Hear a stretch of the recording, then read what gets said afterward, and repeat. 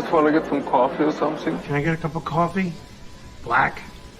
Can't you see we talking? White? Even little kids in Mexico drink coffee. Well, I'm not a little kid in Mexico, okay?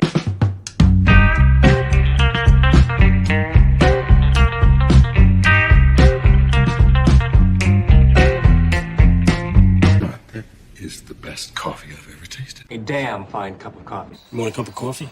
No coffee.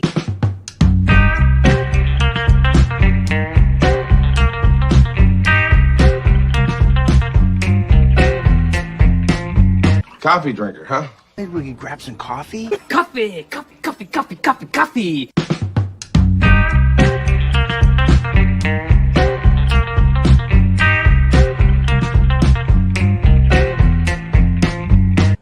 God damn, Jimmy. This is some serious gourmet shit. Me and Vincent would have been satisfied with some freeze-dried Taster's Choice, right?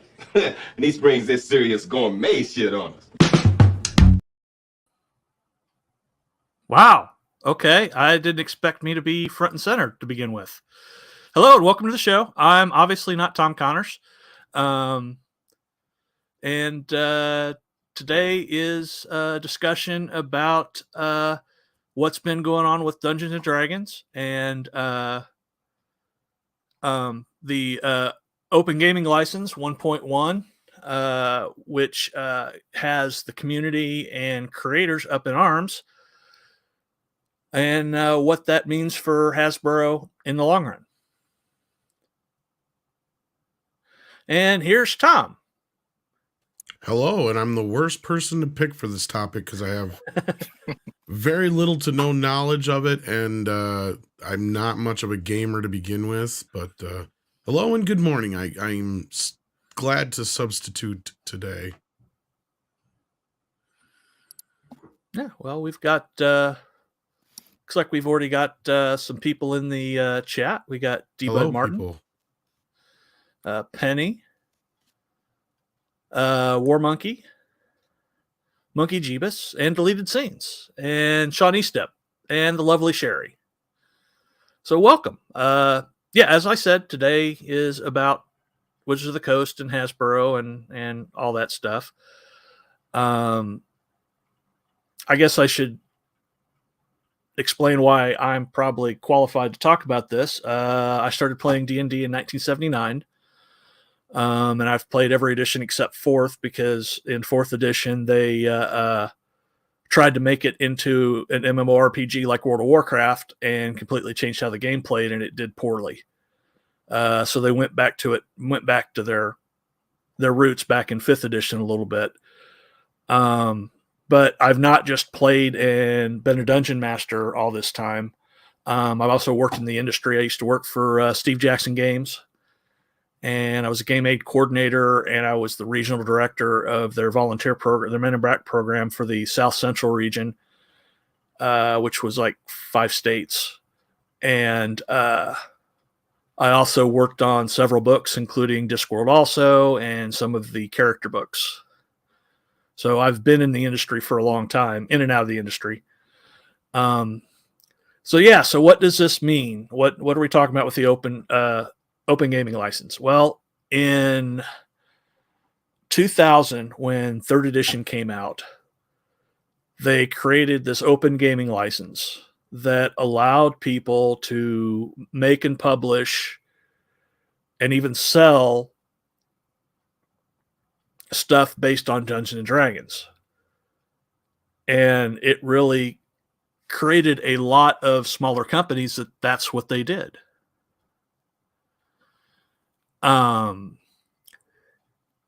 Let's see, we have like companies like Green Ronin and Mongoose and Pazio, who makes Pathfinder, which is originally was based on 3.5, which is the extension that everybody calls D20, which is really where the OGL license really got going.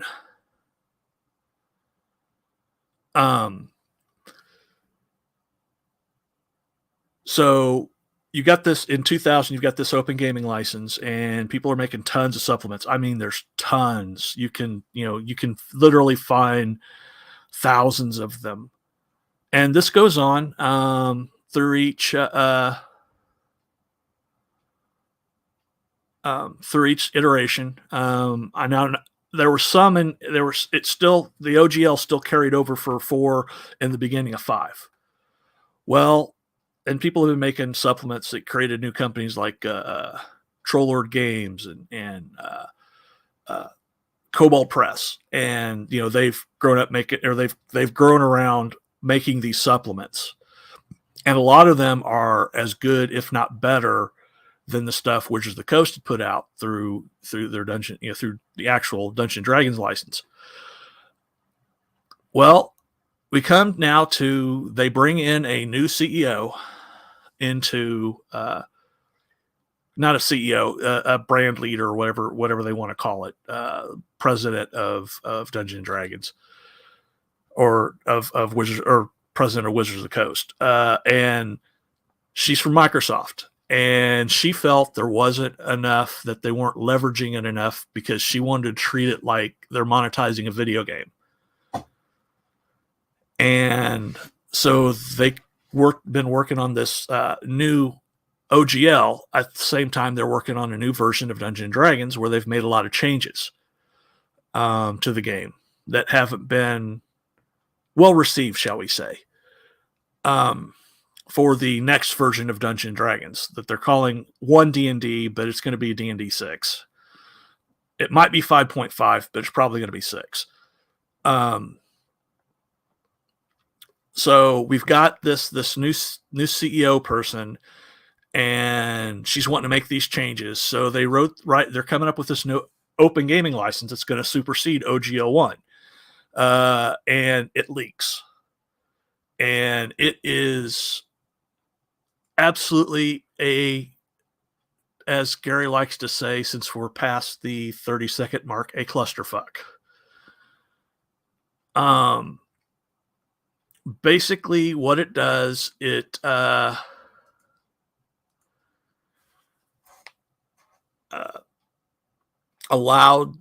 there's a lot of things that it allowed Wizards of the Coast to do. First of all, any company that made over $750,000 has to give 25% to Wizards of the Coast. Another thing is that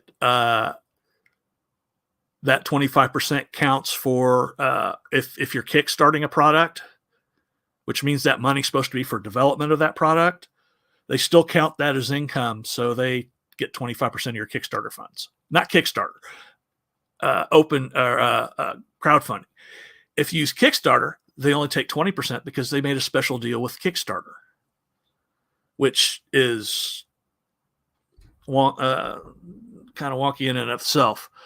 Second of all, if they like something that you make, they retain rights for everything. Basically, they retain rights for everything you make, and they can take your product and incorporate it into the main D&D line without paying you a cent, because this is all under the open, their new license. Also, if they find anything, if they think it's harmful, notice the air quotes, or hateful, they can revoke your license and force you to remove it. I don't know. Everything you're telling me is making me go, well, why don't you just do your own thing and say to hell with them? Well, yeah, because at this point, that's what I would do. Yeah, well, you got to understand, it's because D&D's been around so long and so many people play it. However, there has been a response from the community, or from the third-party developers. There's 2 companies in particular. Pazio, who makes Pathfinder, they have created a open RPG license that is going to be, it's called the Open RPGA Creative License, or ORC. But basically it's a license for companies, and it's not just Pazio. There's a ton of companies that signed on to this license for him. A bunch of smaller companies, but Chaosium, who makes Call of Cthulhu. You've got Green Ronin. You've got Goodman Games. You've got even software companies like Lone Wolf Development. You got Mongoose Publishing. You got Monty Cook, who's a big name in the gaming industry. You've got even Roll20, which is the virtual tabletop application that most people use. And virtual tabletop allows you to play D&D over the internet, and it handles all the roll. You do the rolls, and you've got tokens. You can see the map. It's really nice and fancy. So, but it really rose to prominence during the COVID era. So yeah, so there are people that are doing that, and then also Cobalt is making their own game system, and a lot of companies are doing that are making a more more generic system to get away from D&D, which is going to basically hurt D&D in the long run.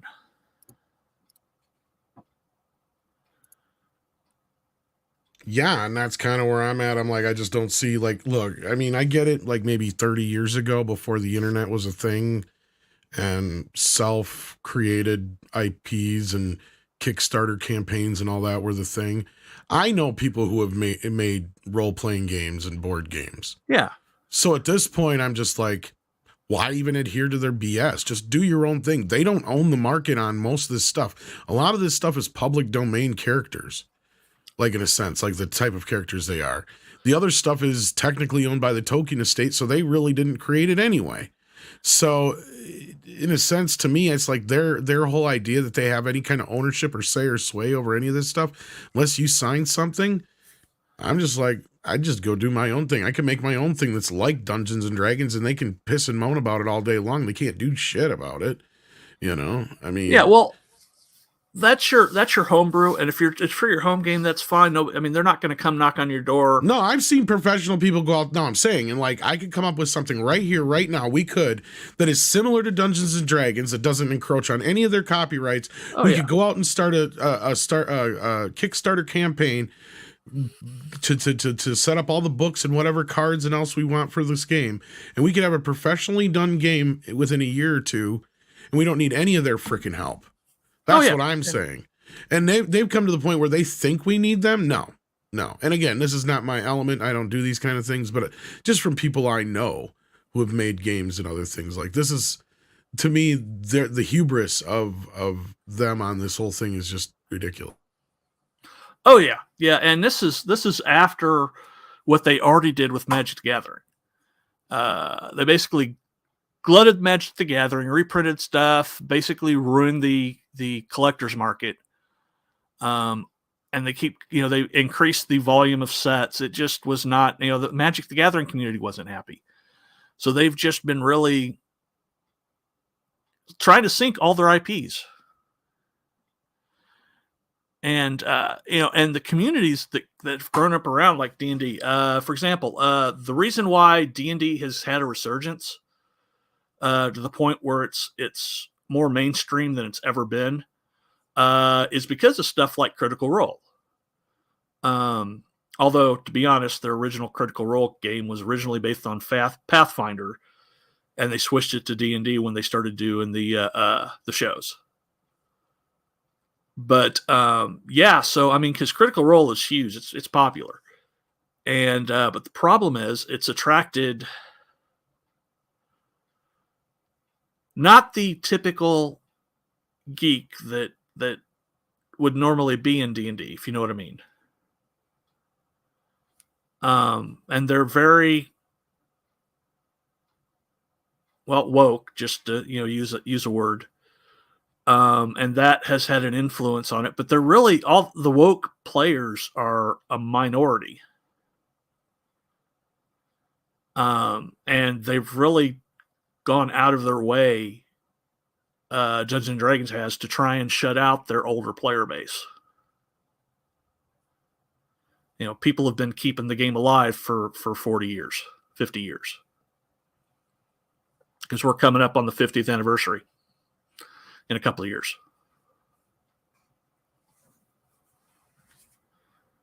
And I've been playing it for most of that, so go me. Well, that's one way to celebrate your 40th anniversary. Yeah, destroy your IP. Yeah, but it's not just hurting Wizards of the Coast, because Wizards of the Coast is actually owned by Hasbro, and it's really hurting Hasbro's bottom line. First, the Magic thing at a lot of the Magic stuff affected their market share in this past fall. Well, now they've got this coming out, and the problem is D&D is 72% of the company's profits.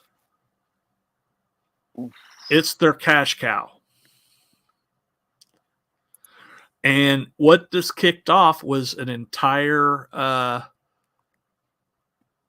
campaign on Twitter that actually reached out into the mainstream, unlike a lot of stuff that happens on Twitter.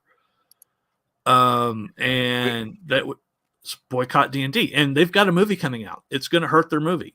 Yeah, and we have a super sticker. Oh, hey, Darius Munchausen. Thank you for the $4 super sticker. I assume it's the pair with the coffee. Exactly. Well, thank you very much, Darius Munchausen, and you deserve a video. Oh, right. Since I'm not on the okay. Let me this one. I got a fever, and the only prescription is more cowbell. More cowbell is always welcome. And I think we have like 6 or 7 all right reference to the back door. So have you got the new have we got the new Vox Machina one yet? Oh no, I'm working on that. Okay. Because there's a new one in the very first episode. Oh yeah. But it's subtle. It's short. Yeah.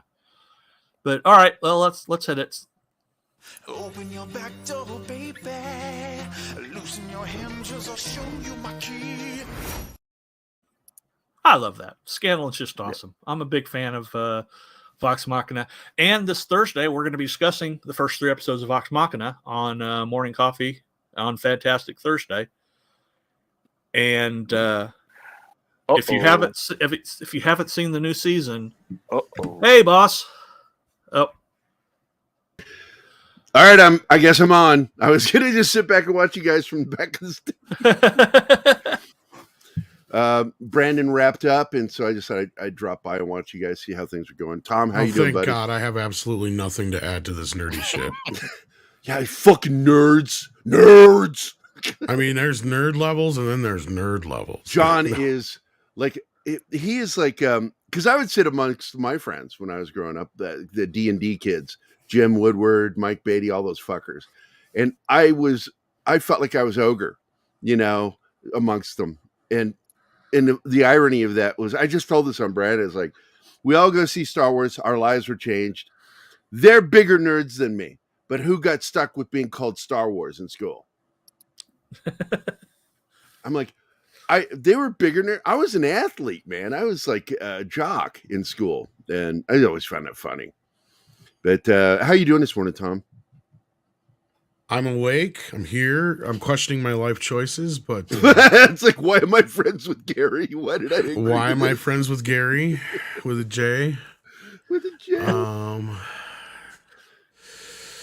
Yeah, no, I just have very little to add to this whole thing because I've only played D&D a few times in my life, and to me, I'm just hearing all this stuff, and I'm just like, why don't you just do your own thing? Why even try to bother with Wizards of the Coast if they're that difficult, if they're that much of an asshole? I mean, frankly, what is it that's making them that way? I don't understand what's going on with them at all. They want control, and if that's the case, then why don't they just stop others from doing these homebrew games or whatever it is they're doing? Oh, is that their beef? Well, in a nutshell, they created back in the 3rd edition era in 2000 and 3.5 in 2003. They created what they call the Open Gaming License, which allowed companies to make products based on Dungeons and Dragons, and a lot of these are as popular or more popular. Hence, Pathfinder, which is a variant that is hugely popular. And up until 5th edition, it was actually more popular than Dungeons and Dragons was.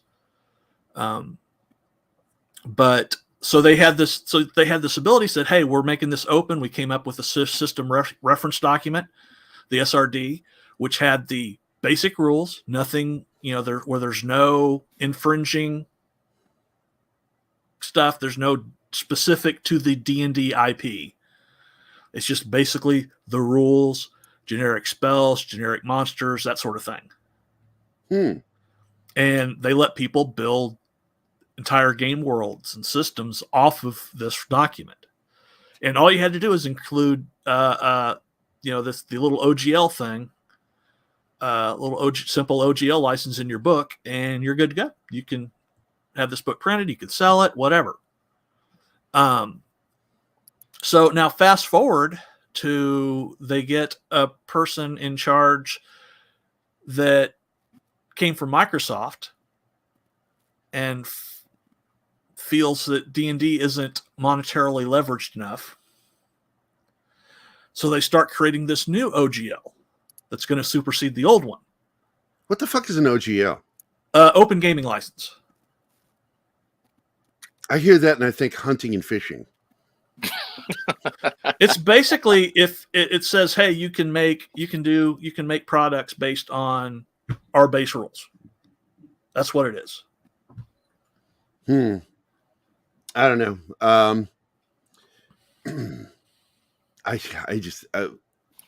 My head can't even wrap around this. I'm going to bring some stuff up just for Tom. Okay. Is that okay? And then you guys can look, I don't know. You're almost as sardonic as I am, Tom. And usually critical. That's what I love about you. Do you even give a shit that Jason Momoa might play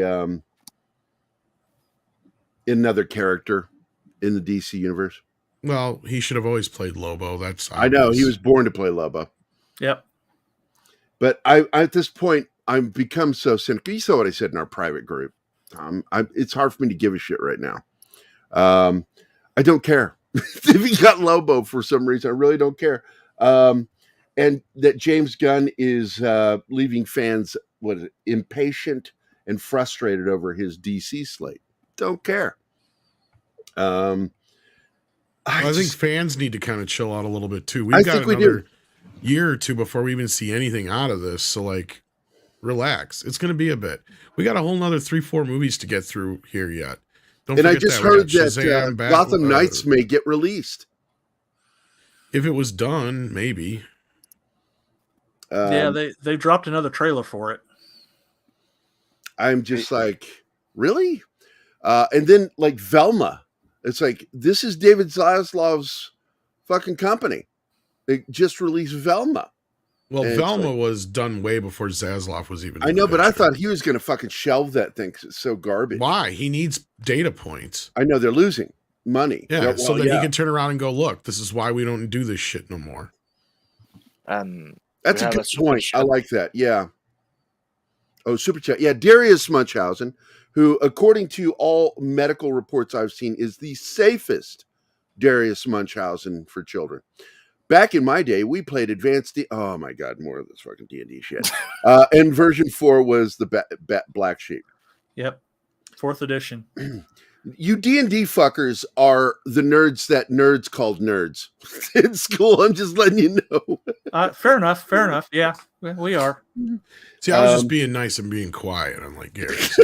Nice. I'll be a dick. I'll be a dick about it. No. I had fun with it, and I see its fan base, and it has its place. But at that point, if I was that big of a fan of something and they were treating me that way, I'd be like, good, go away. I'll do my own thing.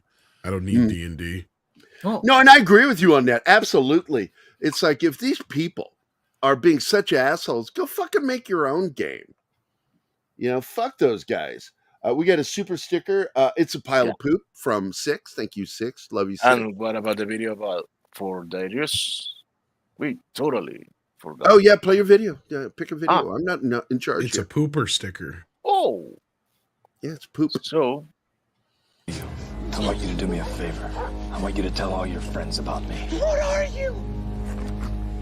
I'm Batman. I'm Batman. I'm Batman. I was like, I was gonna make a joke after, but you did it. Do me a right favor. on it. Tell all your friends about me. Tell them how cool I am and how I almost kicked your ass and I could have killed you, but I didn't. I love that. and this one is for Darius. For that, you get the head, the tail, the whole damn thing.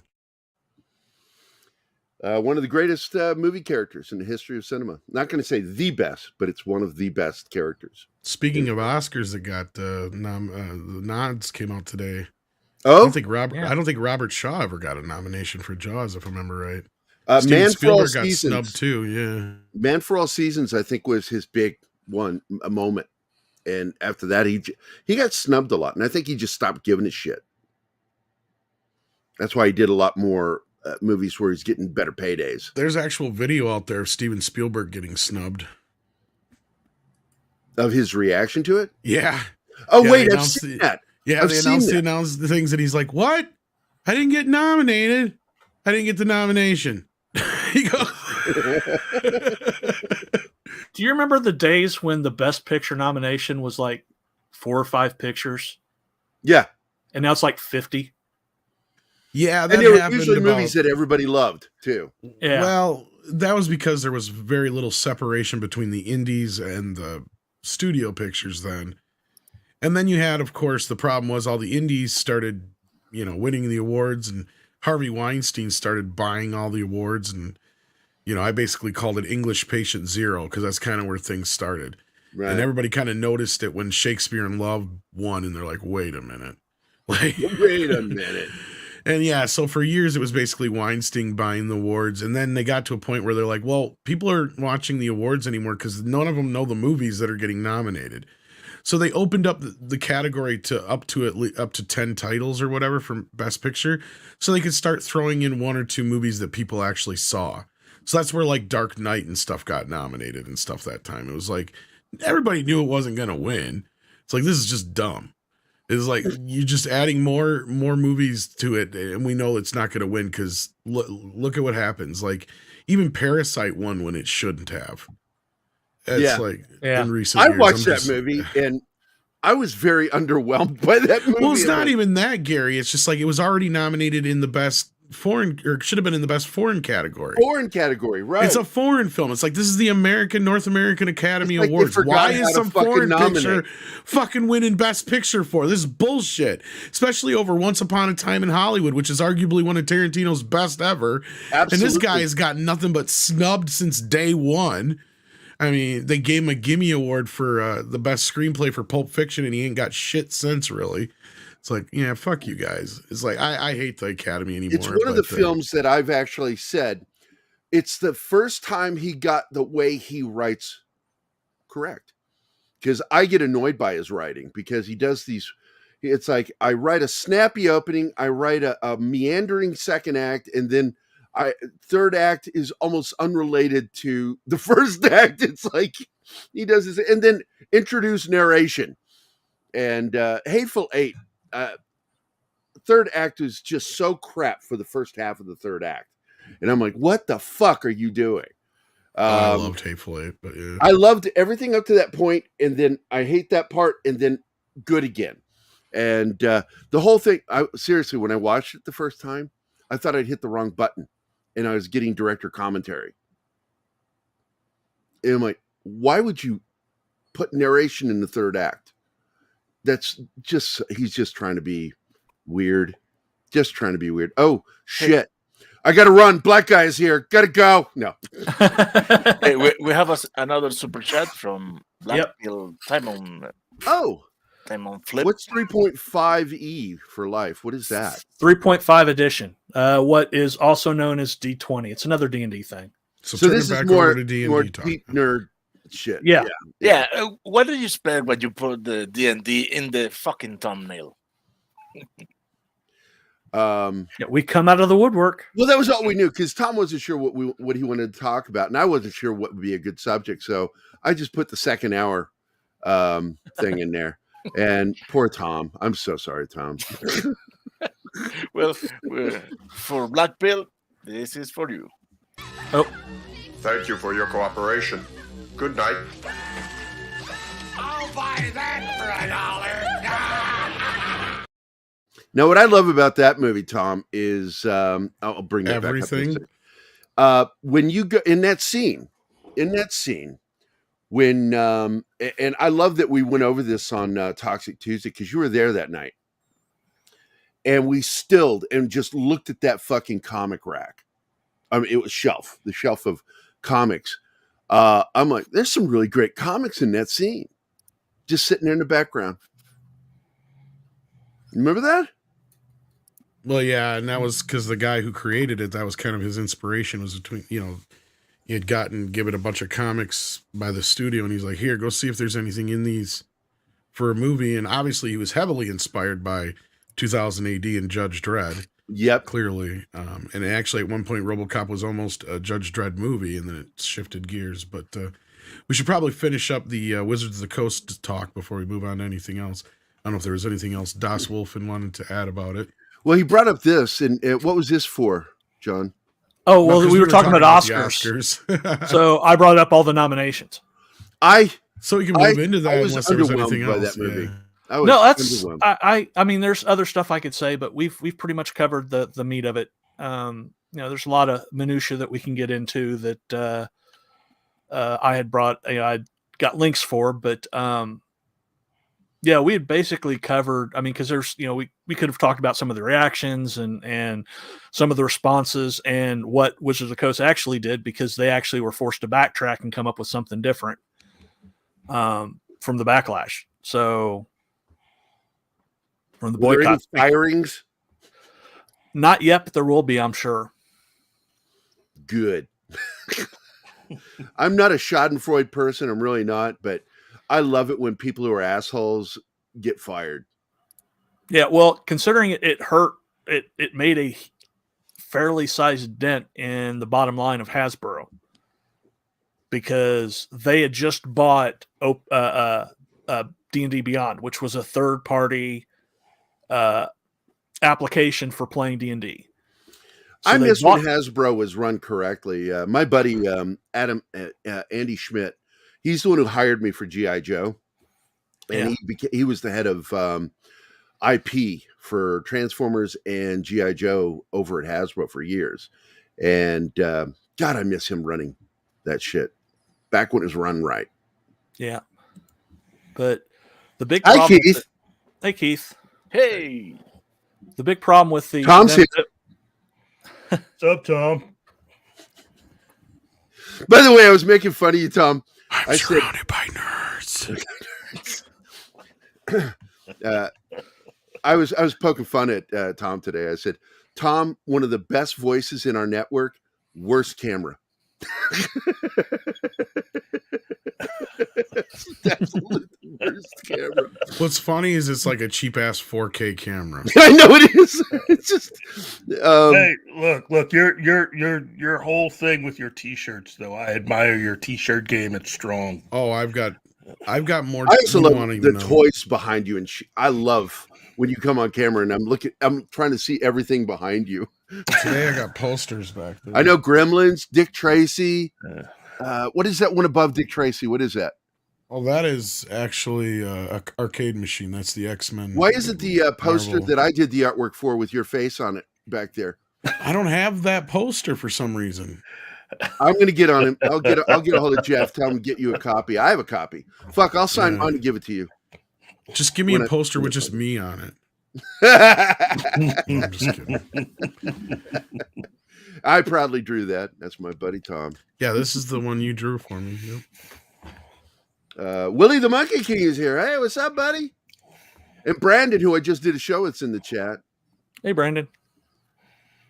And Ram Bam. Everybody's here. It's really nice. I was just talking about this. I said, the reason why we're network, and this is something Mikey Canola and I get along with, agree with wholeheartedly, that we're part of a network. And I try to act like we're part of the same network, because we are. We share, the audience. I only have a percentage, Keith and I only have a percentage of what Midnight's Edge has, but that percentage is the same people. And I like it when Midnight's Edge ends and we get a little flood of people dropping in, Although I really would like it if we had less crackers. Good night, everybody. Yeah. That's not racist. Gary, Michael Jackson said it don't matter if you're black or white. Yeah, that's right. I actually like that song, by the way. I don't know why. That's the only song that he would not let Weird Al parody. Did you know that? No, I'm not surprised because it has a statement. That's why. That's exactly why he said. He goes, Weird Al, I'll let you do any song you want, but not that one. He goes, because that one to me is more important than the other stuff was. So yeah. And it was a cutting edge video at the time. It was using software that we'd only seen used in Willow. At that point, Michael Jackson was making the most expensive video every time. Not just once, every time he would do a single, it was the next new most expensive video. It was crazy. Using the latest technology. The only other artist that did that other than Michael Jackson was Peter Gabriel. And Peter Gabriel pushed the envelope too. He was using animation that nobody else was doing and special effects nobody else was doing. He was at the forefront he was an investor in that. When you get into the video game or video thing, and the whole thing was on hydraulics and moving, and you're inside, Gabriel was part of that, Wow. A lot of people don't know that, and Gabriel was way ahead of it. The Kiss the Frog, video was ahead of its time with the animation in it. And of course my little girl Zoe, she was a big fan of Peter Gabriel. And I didn't want to break her heart with that song Kiss the Frog was really about. And she just thought it was a Princess and the Frog story. And then finally, when she was 18, I finally broke it to her. That's about giving head. Or getting head. That's really what that song, Kiss the Frog, is about. Because Peter Gabriel's a fucking perv. Now the audience has turned on us. Yeah, I know. When they come for us, I'd like my own lawyer. I think I have someone in mind. Whoever Cochran's still alive. The opposite. Yeah, I know he's not. I don't think Cochran did. Cochran died, didn't he? Oh hell yeah, he died 10 years ago. Yeah. But forever, Phil Morris. Fuck it, get Phil Morris. I will get Phil Morris. He played Cochran on Seinfeld.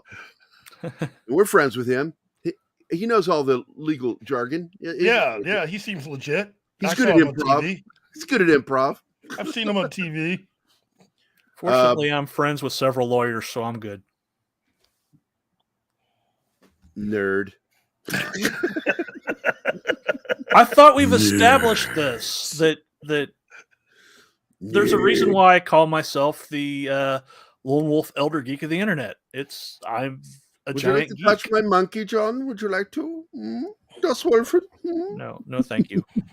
But you know where liked it that last comes time. Keith, you have black guy immunity. I've had it for quite a while, and I can bottle it, and for the right price, I'll sell it to you, and you, and you, and you. You'll be like Oprah Winfrey with that. Yeah, I just won't tell you about the taxes you have to pay later on. Before you leave the studio. But anything you want to bring up, Keith? Because Tom came on cold. He's like, I appreciate you doing this, Tom. It's fine. It's just there's not much to talk about right now in the world of nerddom. And much less even give a shit about. I am happy with some of the Academy Award nominations, not all. I gotta say, I was truly surprised about the number of nominations that Top Gun got.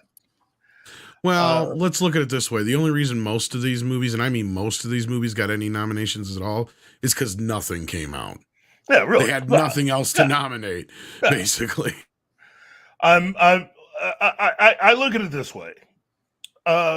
Definitely, everyone at Marvel is celebrating the nomination for Best Supporting Actress, and that's great.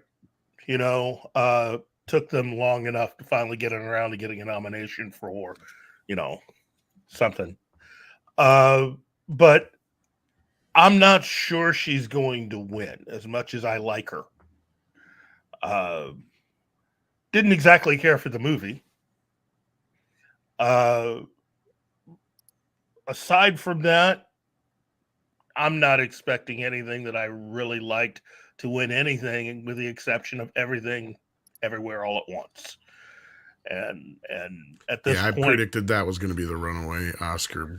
And I really didn't think it was that good.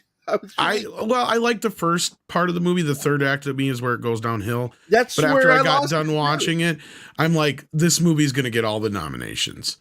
And especially after I saw they made it for next to nothing, I'm like, this movie's definitely getting all the nominations. Well, one the thing whole that's ass play aspect of it was just like, I was laughing my ass up, but I'm like, how can you take this movie seriously? well, you're not. You shouldn't. But I mean, the latter half of the film is really just an after-school special. Yeah, right.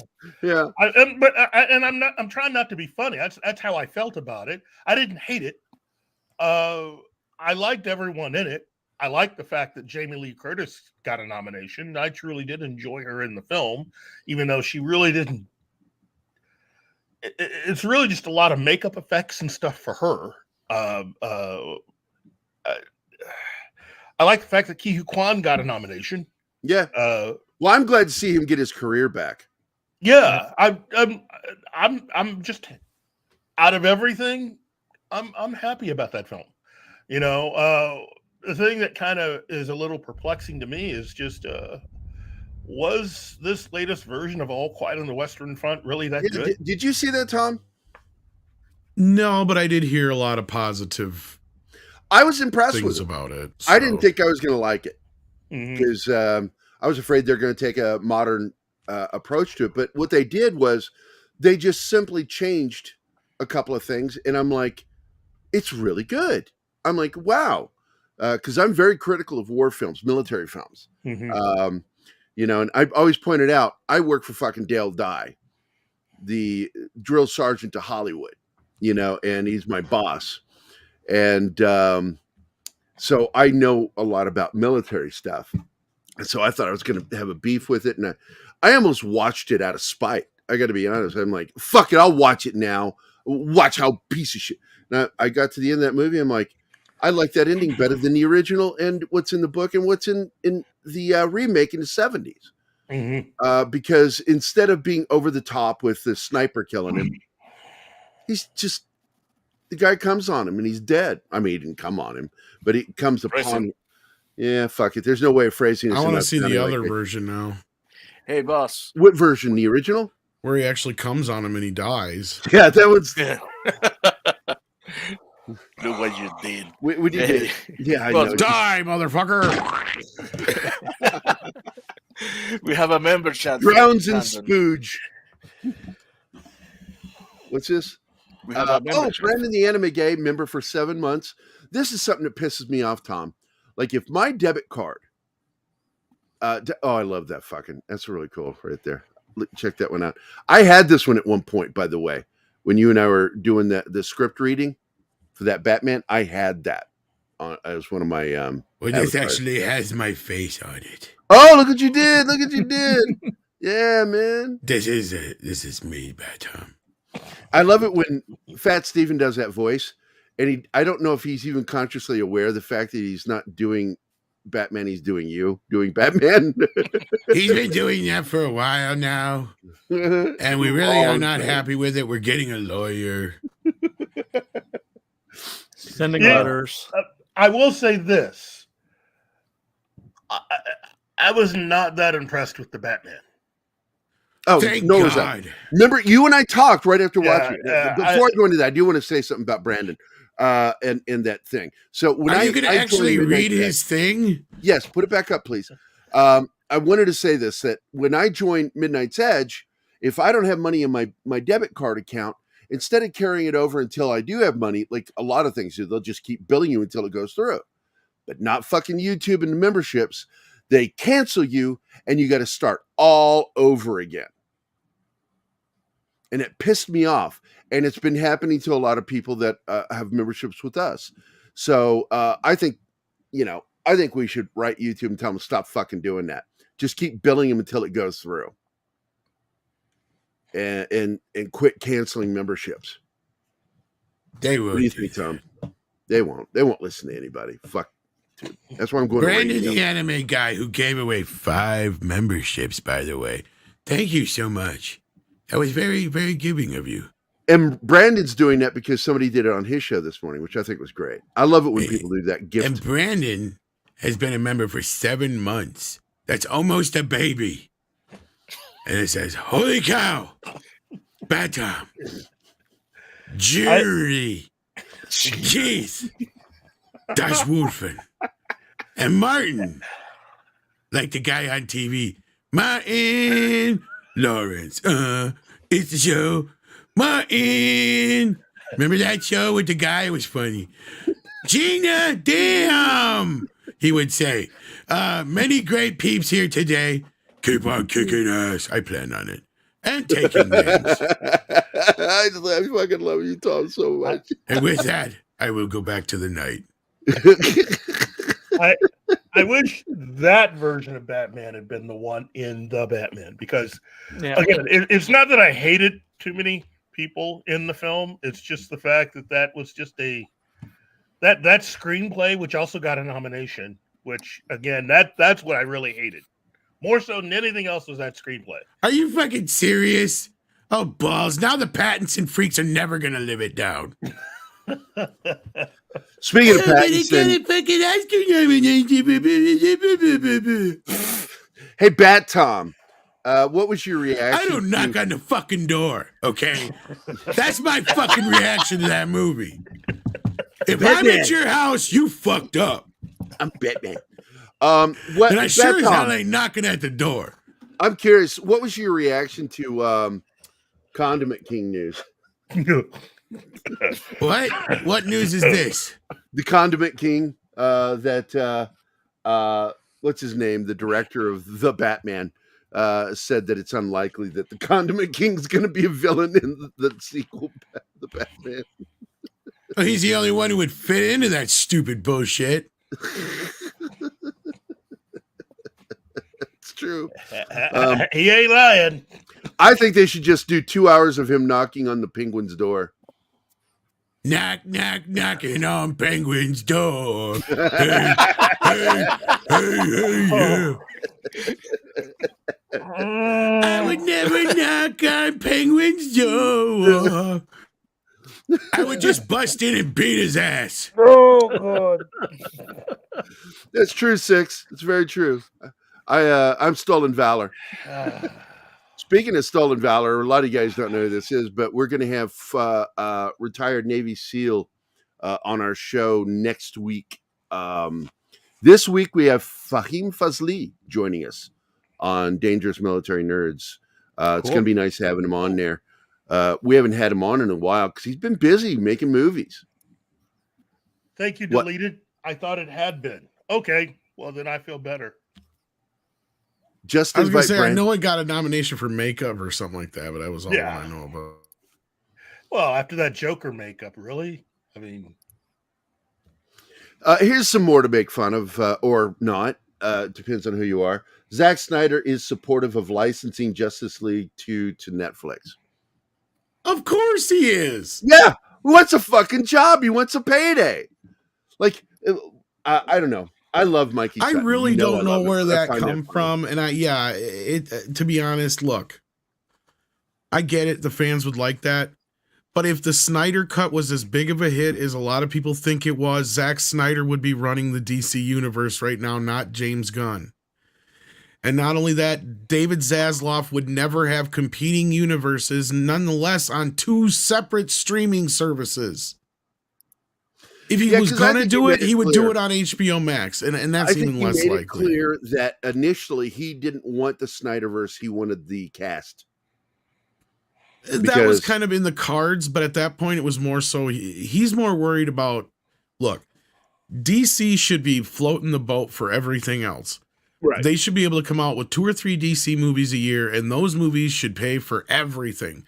Any little fuck up they have, so that should be able to allow them to make all kinds of other movies, and that's what Zaslav wants. And I get it. A lot of these actors are not coming back simply, or at least not in the roles that they were originally, because they're going to cost too goddamn much. Do you have any idea how much money most of these people are going to cost? I got to remind people how much Gal Gadot technically got for Wonder Woman 84. She got over $60 million. If you think about it. Actually, maybe more than that. I'm trying to think. I think it might even be like 110 million, because I'm trying to remember how much her payout was. I can't remember if she had to share that with Patty Jenkins or if they each got $100 million payday for that. God. And you know, when you think about it, it's like the fuck around that Hamada did for so long with Henry Cavill allowed him to become a star.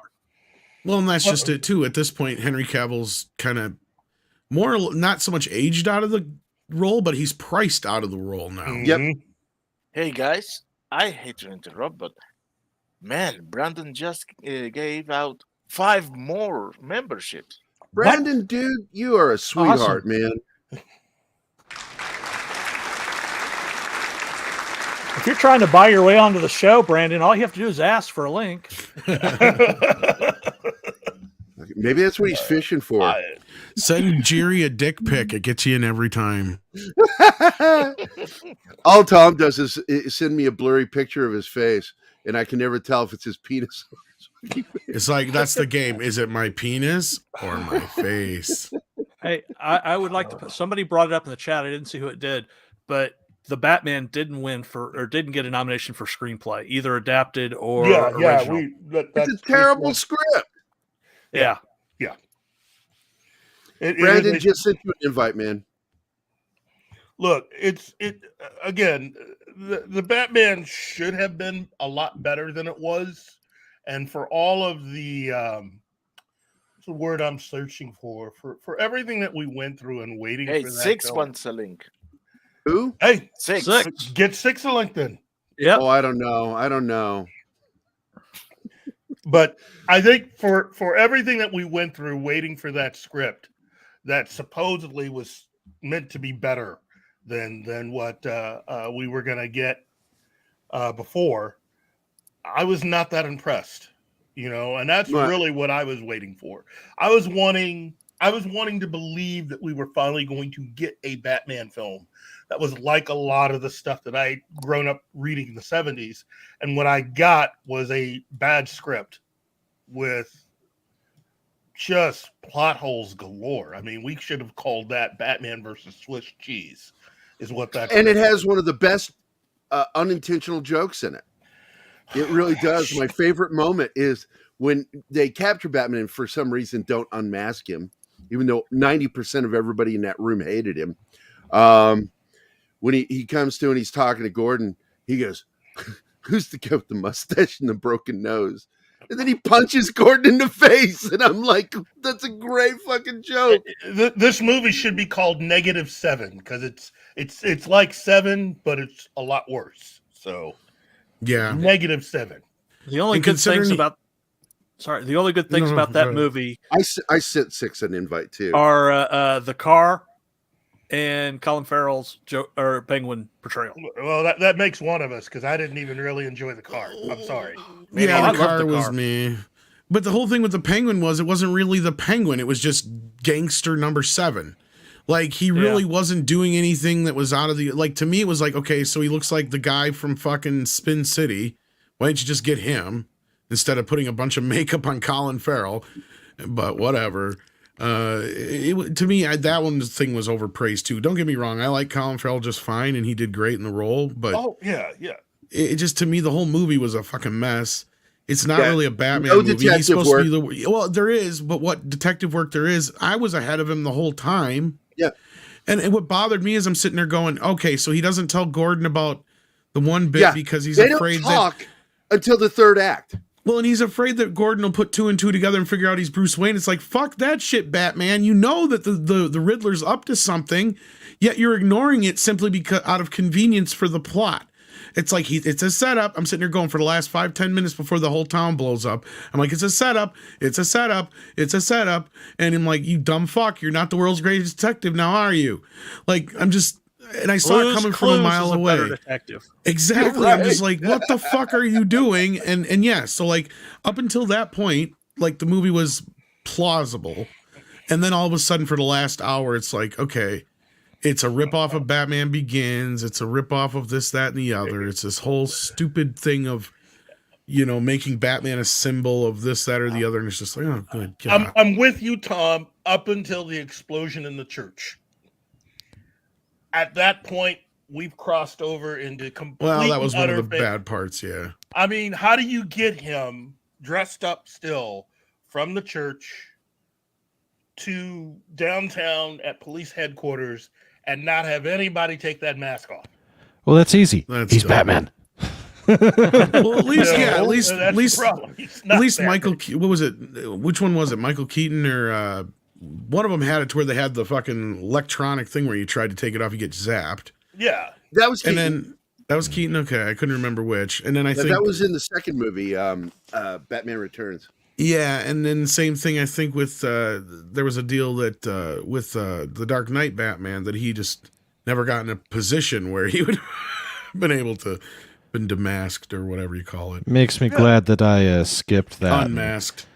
And actually, makes me glad I skipped most of the movies this year. There's only 2 that I've seen that sounds like did get nominated. One was Top Gun, which good for them. Did The Northman get any nominations? Not that I know of. So. I'd have to go back and look. I think Andre and like 3 other people and I are the only ones that really love that movie. I actually liked it a lot more than I thought I was going to, because the way everybody was kind of building it, I'm like, okay, so expect something that's not very action oriented and really. It's all it is. It is they Hamlet. The original story that inspired Hamlet. Yep. I liked what they did. Oh, there we go. There's a good film. Well, let me put it this way. Top Gun. With The Northman is actually going to get a Japanese release, and the people that they're bringing in to do the dubbing, or at least the main actor, he actually is the voice of Thor's from Vinland Saga. So they've got some good crossover going on there for when it does get released over in Japan, and that's going to be a damn good dub. I probably would watch that in Japanese just so I could hear that voice, because he's excellent. All right, it's the middle of the fucking show. Hello, good evening, and welcome to the middle of the film. There we go. What I find unfortunate is the fact that Top Gun has to go up against the only other film this year that I thought had the best sound, which was Elvis. That's a tough one. By the way, Top Gun got is Best still Picture, available, and I cannot believe that Top Gun is kicking the shit out of Elvis on what was the best film of the year.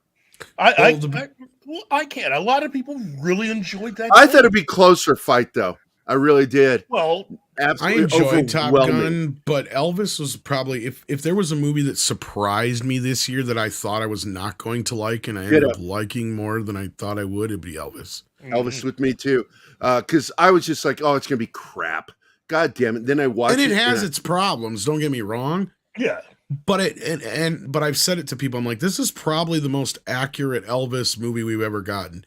Because a lot of people are like, oh, I like the Kurt Russell version. I'm like, I like that too. But that is the most sanitized fucking Elvis very sanitized story TV movie. there is. And not only that, it never has any of these movies, any of this shit ever given Colonel Tom Parker any attention whatsoever out of fear of legal repercussions.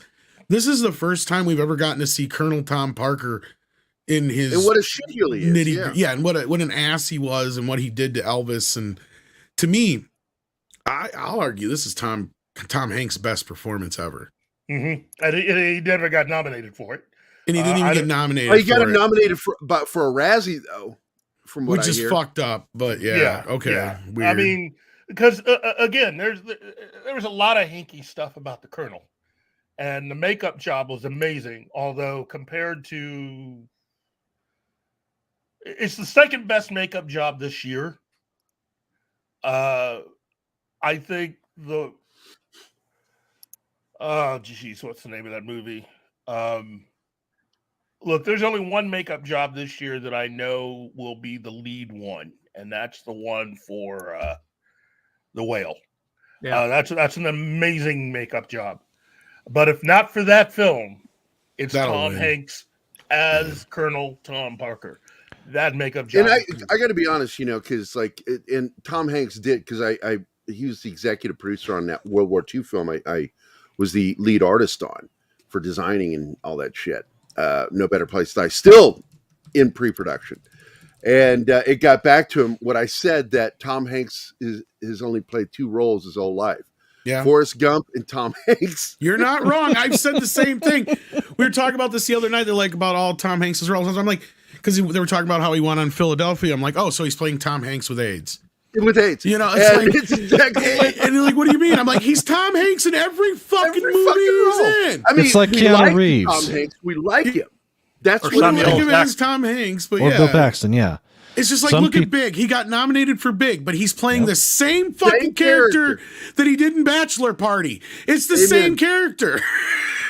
I gotta tell you, people are just like that. Tom Hanks got wind of what I said and actually did that thing where he just goes, He didn't laugh, but he smiled and he nodded. Well, it's true. And he's so recognizable. Motherfucker's got like one line in 1883, and he's barely on screen for more than 5 seconds. And I'm like, he comes on, and I'm like, that's Tom Hanks. Yeah, and he finally says something, and it's like, yep, that's Tom Hanks.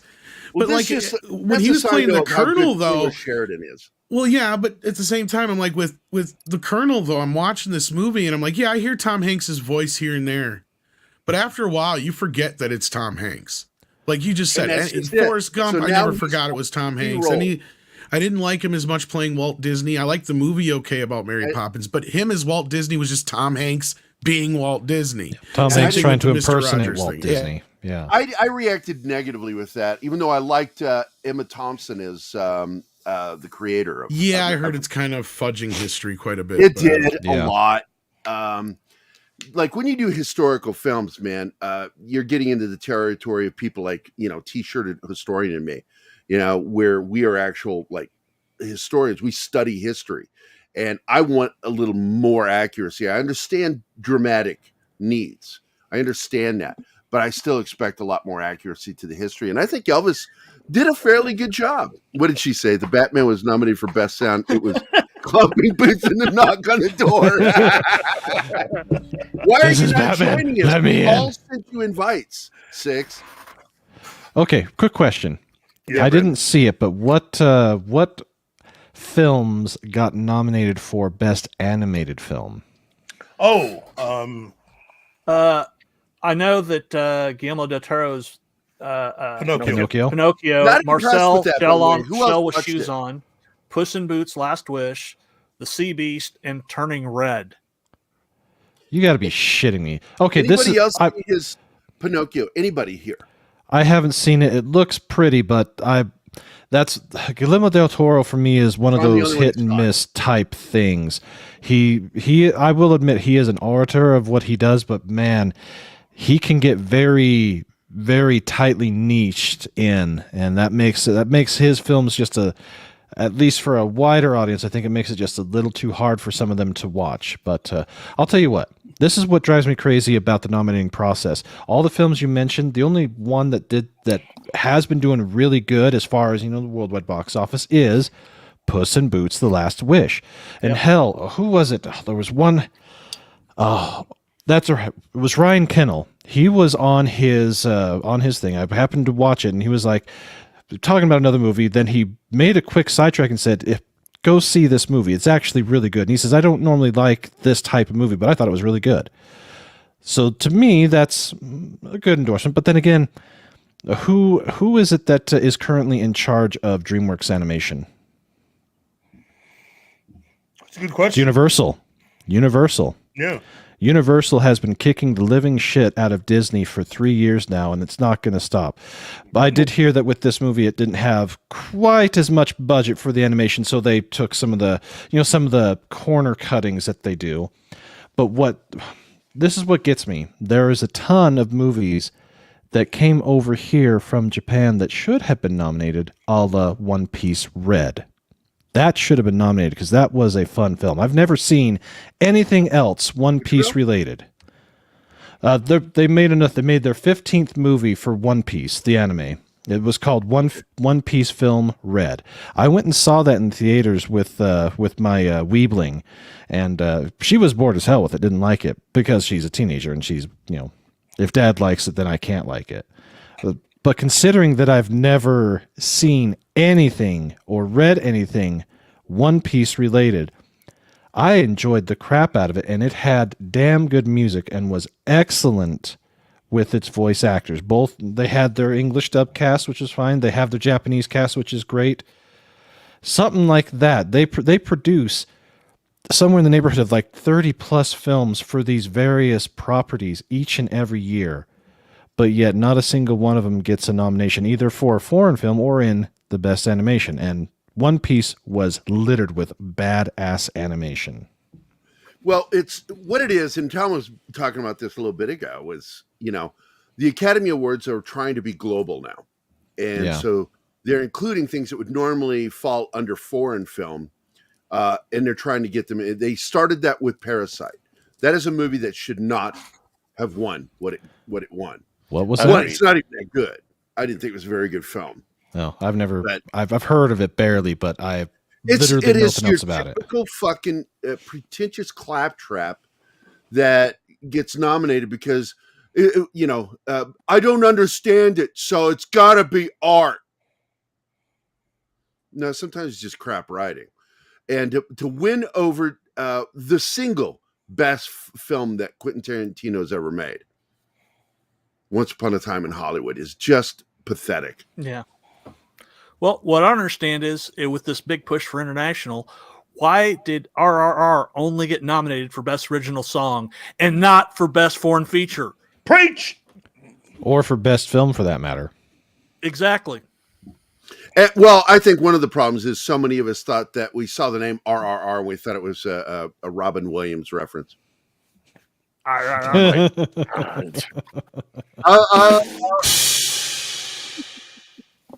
Is Tom still with us? Yes, he's still with us. Because he was supposed the to anime leave. Stuff started to talk, and no, I'm fine for now. Oh, okay. I know, you Tom. said that you were good Tom. for an hour, and I didn't want to push it with you. I just appreciate you stepping in. I don't even What are you know laughing you're at? What saying now? that, but I said it's hard to say. Minions is the real one that's kicking Disney in the rear. I like the new film. The Gru's, beginning. I thought it was really good. I enjoyed it. Laughed my butt off. I keep waiting for the whole Minions thing to die down. It's never going to die, dude. Minions are awesome. Yeah, and part of it is the fact they don't spend as much money as Disney animating what they do. Yeah, They've got it down to a science. So they spent what, $75 million on 90. Gru? They spent 90 on that movie, and it was it was shelved for 2 years because of the the virus that shall not be named ever again. Yeah. But I was noticing, Coof. the Coof. I was noticing that on the Miley Cyrus release schedule, we have Despicable Me 4.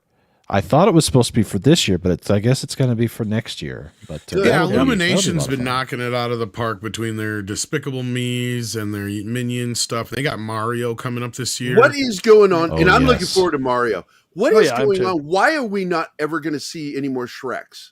I'm like, rumor is there was a setup in Puss in Boots 2 for another Shrek film. I hope so, because the big thing that I know of that was probably holding it back was Mike Myers.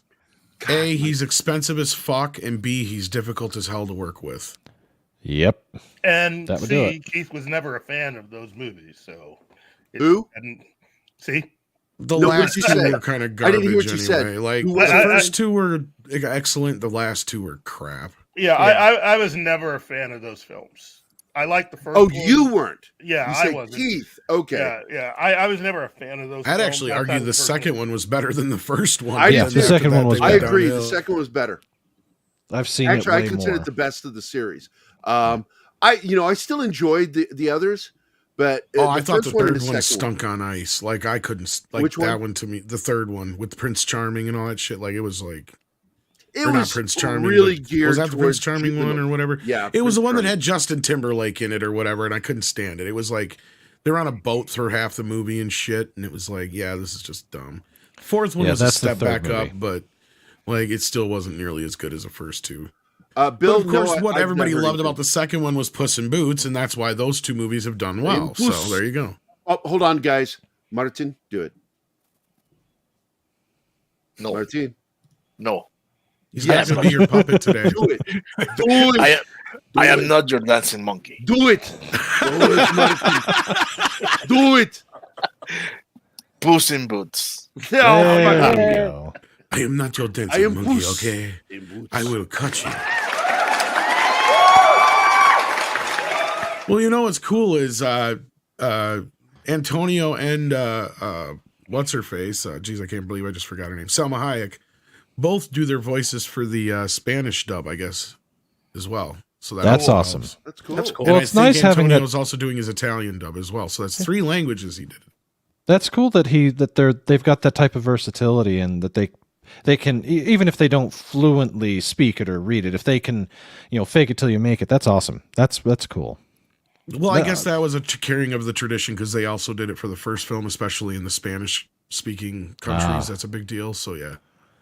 'Cause, Well, I mean, that- of course, it's Antonio Banderas. I mean, he's Yeah, like he has my respect. There's very few in Hollywood that I give any reasonable amount of respect to. I'll give him that level of respect. He's earned it. Plus, I just to bring up a little thing from the past.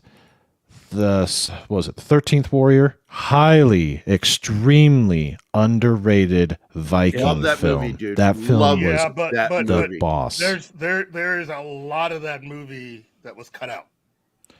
Oh, that's a shame. And well, I mean, again, that film had a lot of problems. First of all, the book is great by Michael Crichton.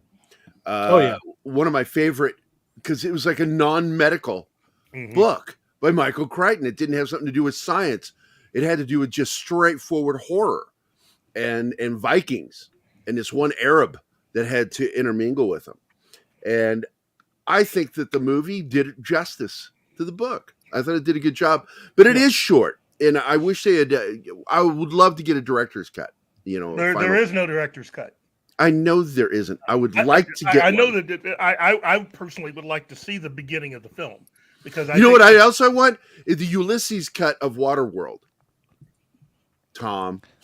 working on it right now, believe it or not. I am messaging Andre right now. He's getting it uploaded for me because I knew if anybody had it in file form, it was him. I want to see it so bad. Well- Tom brought it up in our private chat with Nick Weiser. And it's like, oh, I got to see this. This is one of the few times where a fan cut got an official release.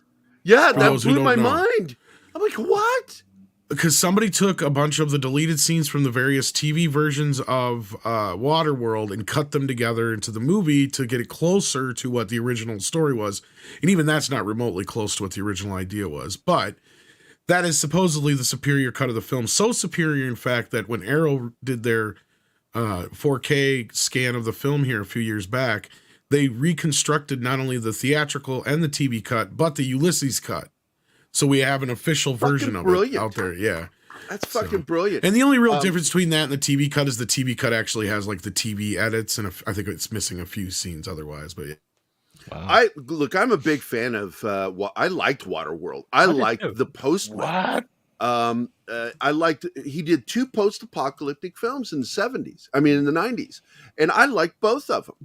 And they're very defined as a villain versus the protagonist. And both protagonists are protagonists that are dragging their feet, not wanting to be the protagonist. They're not anti-heroes, but they're pretty fucking close to being anti-heroes. And I like both those films. And I would love to see a full cut of The Postman too, because a lot of that ended up on the cutting room floor. Mm-hmm. Yep. You see, I like The Postman too. I don't really normally dig most of his films, but I did really like The Postman. It's a very interesting premise. What happens when this country it's does a go science down that fiction film shithole? with no science in it. It's just a straight up. Well, it's based film. on a book, and it's an all right adaptation of the original novel. What the hell? I like it when sound effects It's time happen for for no NFL reason. on Fox. I know, right? The best sports network, in my opinion, is Fox Sports. Yep. ESPN is just miles behind fucking Fox Sports. Shitty. Shitty is the word you're looking for. Fucking shitty is the double word you're looking for. Completely fucking shitty is the triple word you're looking for ESPN. And speaking of which, the rumor mill's been flying that Disney might be hurting enough to where they would offload both the Alphabet Soup network and their entirely, completely terrible sports network. I think it would be a smart move to sell that shit and get it to somebody they'll fire everybody and hire actual sports people. I know that ESPN brings in a ton of revenue. They really do, but I gave up watching pretty much anything cable TV related years ago, and I haven't done any sports stuff. Hell, I don't even know who's in the Mighty Orbots who's is in here. the As playoffs. is Read by Nature's here. Who else just jumped in? Greetings, guys. Good to see you guys. Yes, welcome indeed. Some of these guys, like Mighty Orbots, he'll pop in every once in a while, but yes, a lot of these guys are Midnight's Edge fans. So I wish I could stick around, but unfortunately, my thank work, God. my I was day getting so job tired is of you, calling me Brandon. again. So I just wanted to stop by, say hi, give Gary a little bit of I've a had tough enough time, of and you of course, this morning, Tom, buddy, it's been a long time. It's been a while. I need to have you back on to talk some 80s and 90s stuff here soon, and I'll give you just a little bit of anime, but we'll dive a little more into your fortes if you would be willing to come on. And of one course, of these Keith, days I'll watch Akira again or something. actually on Wakishi's Treehouse. you know what I Ray's want to channel. get, Tom? We're I doing want to get Akira. your opinion on Gunhead. I was talking about it this morning on Brandon's show. It is that's actually what got me introduced to manga back in 1990, and I'm like, and I told Brandon, I was like, I used to annoy all my manga fans, friends. I'd go, I just don't understand manga. I tried reading it; it doesn't make sense. Everything's backwards. It tells the end of it first.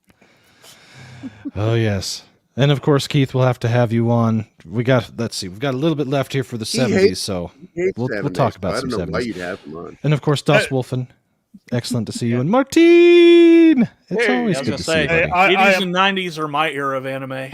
70s and 80s are definitely mine, and I gotta say, man, it's always good hanging out with you, man. Seriously. Absolutely. It's okay. It's not great. I gotta get my producer son to work on it and help schedule me some things. I love how Brandon's like completely ignoring my shitting on him right now. Wisely, not completely. Wisely. By the way, I heard Martin say that the best anime is Venezuelan anime. The fuck? I've never said that. But anyways, gentlemen, I do have to get back to my day All right, job. buddy, So take it easy. Good seeing you. You bet. Brandon. We'll see you later. Take care. All right, buddy. love you, buddy. Talk to you later. It was really hard to hold my tongue and not talk football when that went off. What was it that in Super Troopers when they started talking about Afghanistan animation? No. Wait, this is a thing. It was one of the funniest things I'd ever heard.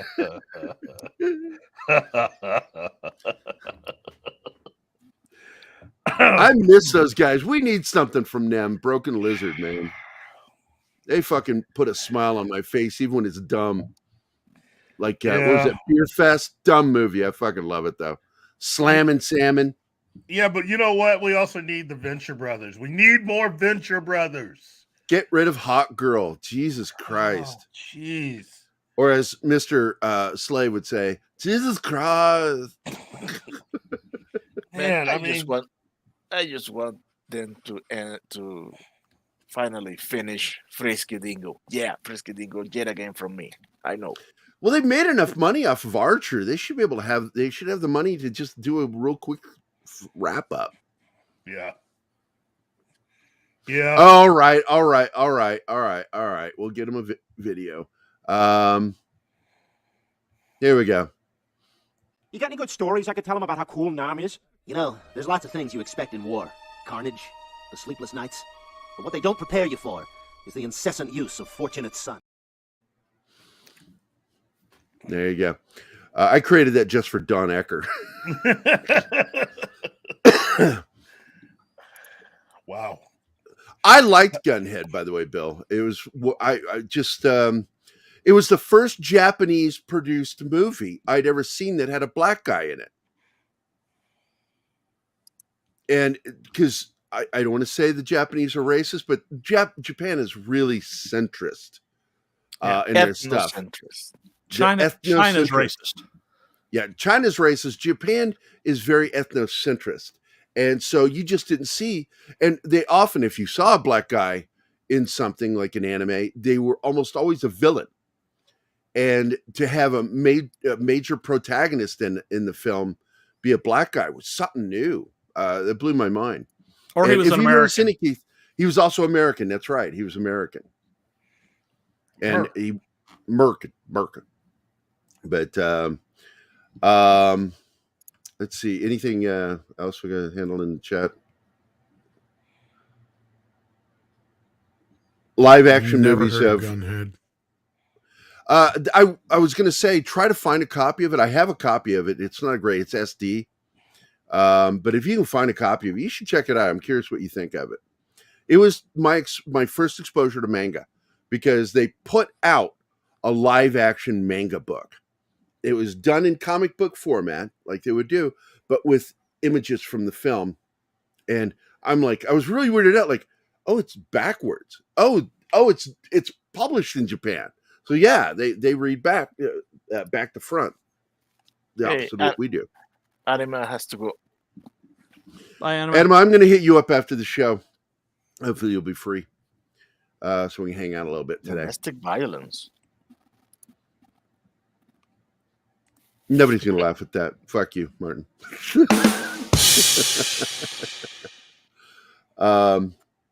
But I don't know, man. What do we want to talk about next, guys? You know what though? This year is definitely gonna be, I think, a lot better in terms of what it's going to be offered for film and television overall. Even with these Academy Award nominations, I mean, Tom's right.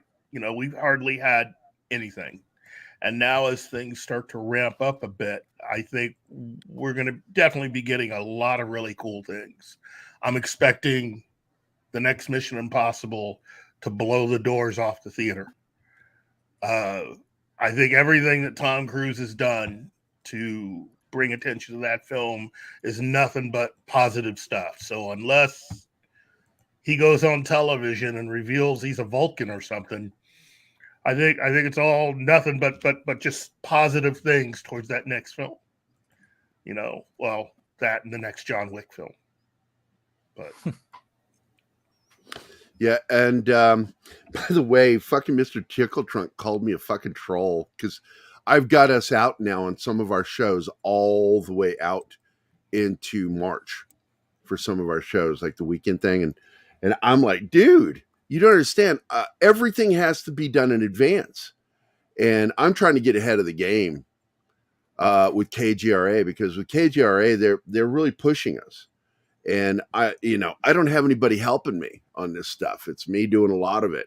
And it's like, I do not want to get bogged down with having to do work every week that I could have done in advance. So I'm like, Saturday morning fun time is something that we're trying to gear towards shows and films that we like, be a proactive, positive show, talking about stuff that's good and, stuff to, look back on, as well as use an example of where we should be going rather than always being critical.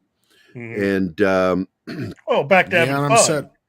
And I'm sad I missed this last Saturday show. I really wanted to hop on because I love Tulsa King. It was a great show. Great fucking show, dude. I'm really impressed, and I'm excited that back in November the show did so well. They were greenlit back in November for season 2 because he made that ending just in case. He shot an extra episode just in case they didn't get renewed. It is very well set up. Like, it's set up to where this could be a satisfying ending for the most part if it had to be, but there's enough loose ends to keep going, and that's the beauty of it all. It is a very well thought out show.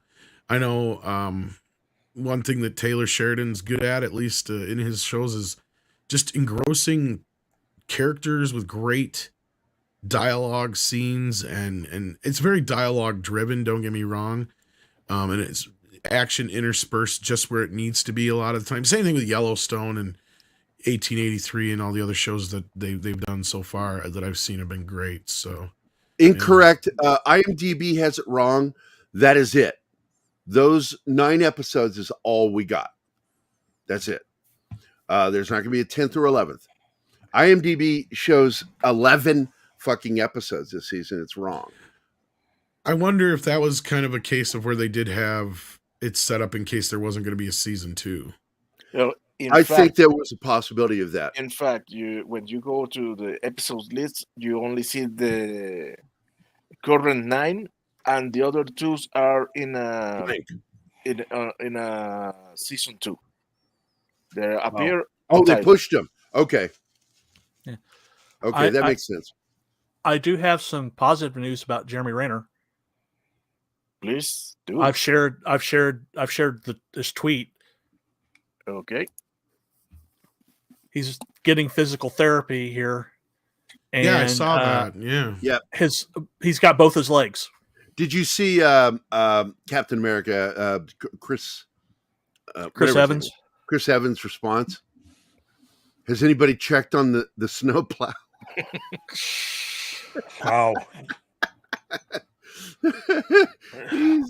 He goes, that's one tough dude, man. Has anybody checked on that snowplow? The damage he might have done to it. Oh, wow. It's a great thing they're such good friends. Yeah, I know. That's good, though. That's good to see. Hey, Pope's in the house. Hey, Pope, what's up, buddy? I think the question is, what will Taylor Sheridan do next? I mean, Taylor Sheridan still, in my opinion, is the best screenwriter on television right now. That's what I mean. What's he going to do next? Paramount knows that they've got right now one pony, and their pony is technically, I say 2. They've got SEAL Team, which is a runaway hit, and they've got fucking Taylor Sheridan. Yeah, and he's the only one putting out quality stuff right now for CBS Paramount. Can I miss something? What's that? I haven't watched any Taylor Sheridan stuff. How dare you? 2, I would like to say I feel 1. sorry for you, but actually that's exciting because you get to see it like somebody's never seen it before, and that's awesome. So I highly recommend. A lot of people were critical of 1883 because it was meant to be a one-off, and so it's got a conclusion. And some people are critical of 1923 because she's still the narrator. She's the voice of the family, and she, of course, close your ears for a few seconds. She died. I get it. You. I knew that much of it. Yeah, and the narrator was dead. So you can put it back on now, Keith. There you go. I only said for a second. But basically, I like 1923. My beef with 1923 is I'm trying to figure out where this young Indian girl's story is going. Because it is completely disjointed and disconnected. She's Rainwater's either mother or grandmother. Is that what it is? Yeah. I'm her name trying is to figure Rainwater. So what she's gonna do is she's gonna end up escaping back to the res to her grandmother. She killed that bitch nun, man. Yeah, and then so like what'll end up happening is she'll end up getting pregnant at some point here, and she'll end up giving birth to either what's his face Rainwater from the Yellowstone show, or it'll be his grandfather, most likely his grandfather. But yeah, just going by ages. But yeah. Yeah, depending on how long she lives. Considering she killed a nun, I doubt she's going to live for long. So she beat that would that be my bitch guess. to death. I was like, "Fuck!" And I've been watching. I'm caught up. Yeah, now we're going to with, be looking for her. Yeah, Mayor of Kingstown is a really good fucking show. Wow. But did anybody else see that they changed the poster right after his accident, and because the original poster he's clean. And then they re-released the poster for the show, and he's all beat the fuck up. And I'm like, whoa. And it was said that it was done to explain his scars he's going to have when he comes back to shoot the next season. Those shows are all on my list, but the problem is I've got a gigantically long list. Yeah, and one of the things I like doing on dates with Anima is none of your business. No, it's I like to show her old shows and movies. I just introduced her to the last good NBC comedy, which was called Undateable. And season 3 should have been not the end of that show. They went and did something nobody else had done in years.